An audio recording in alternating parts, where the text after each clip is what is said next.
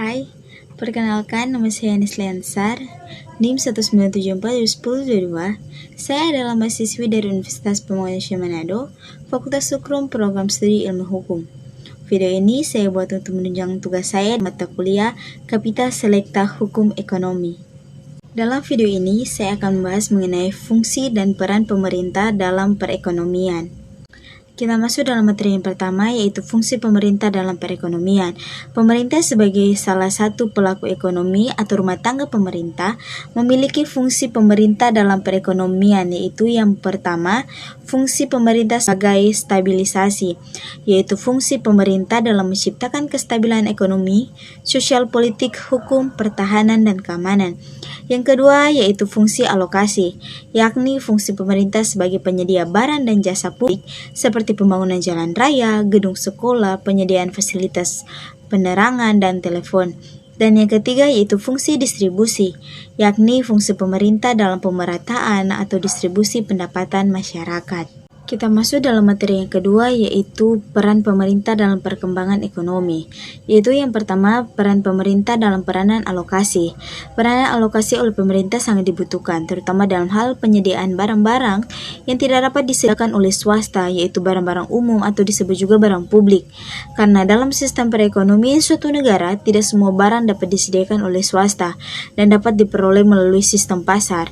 Dalam hal seperti ini, maka pemerintah harus bisa menyediakan apapun barang publik yang sangat dibutuhkan. Kita masuk dalam peran yang kedua, yaitu peranan distribusi.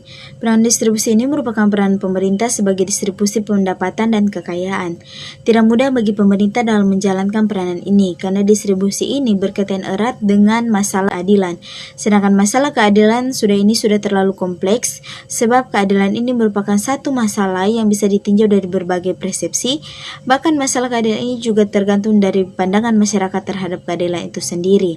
Pemerintah dapat merubah distribusi pendapatan masyarakat baik secara langsung maupun tidak langsung. Secara langsung misalnya dengan pajak progresif, dan secara tidak langsung contohnya adalah melalui kebijaksanaan pengeluaran pemerintah, misalnya pembangunan perumahan tipe sederhana. Kita masuk dalam peranan stabilisasi, yaitu peran yang ketiga, yaitu kegiatan menstabilisasikan perekonomian, yaitu dengan menggabungkan kebijakan-kebijakan moneter dan kebijakan-kebijakan lain seperti kebijakan fiskal dari perdagangan untuk meningkatkan atau mengurangi besarnya permintaan sehingga dapat mempertahankan volume dan menghindari inflasi maupun deflasi. Peranan stabilisasi pemerintah dibutuhkan jika terjadi gangguan dalam menstabilkan perekonomian.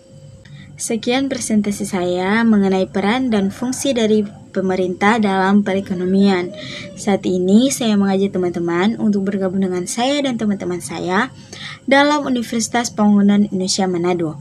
Ada beberapa fakultas dalam Universitas Pembangunan Indonesia Manado, contohnya Fakultas Hukum, Fakultas Keperawatan, Fakultas Teknik, Fakultas Sastra. Untuk itu, marilah bergabung dengan saya dan teman-teman saya di Universitas Pembangunan Indonesia Manado.